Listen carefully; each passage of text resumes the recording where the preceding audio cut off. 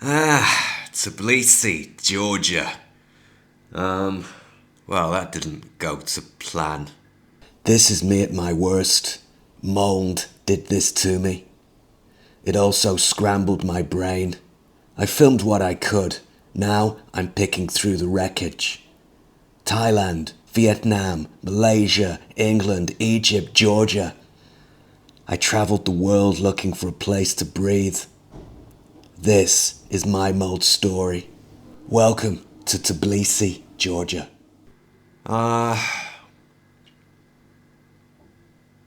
was a lot of research went into it, and considering my budget, it seemed the best option. Now, at the time, I was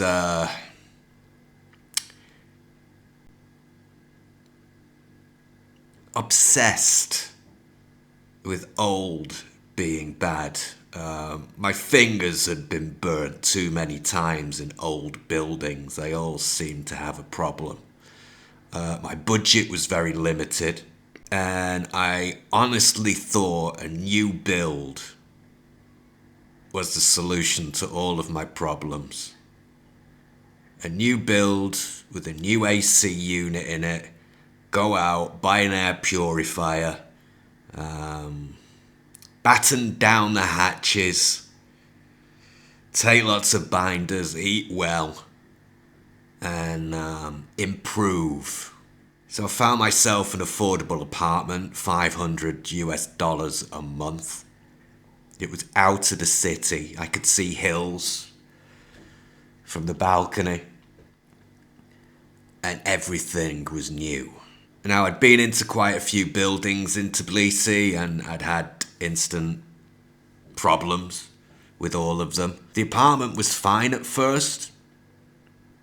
I think because my body was so stressed from everything it had been through in Manchester. Just the sheer relief was enough for me to improve over the first few weeks. And the weather was nice, it wasn't very hot. Then it got very hot very fast. What I later learned, this is what I learned while I was there. These new apartment buildings in Tbilisi, Georgia, the developers basically sell a shell. It's an empty fucking unit. So whoever buys it fits it out. And my landlord was a student doctor, so he'd done everything the cheapest possible way. So you had the cheapest laminate flooring, very plastic, glued in. The kitchen was the cheapest. It was all plastic. As soon as it got hot, the place turned into a glue box. After 1 month, I couldn't go in the bedroom. There was this strange kind of chemical glue furniture showroom smell. It just got stronger and stronger. I'd leave the doors open. I never closed the balcony door in the bedroom. It didn't change a thing.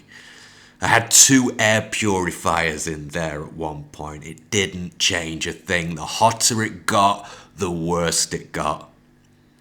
I was waking up in the morning. I couldn't breathe.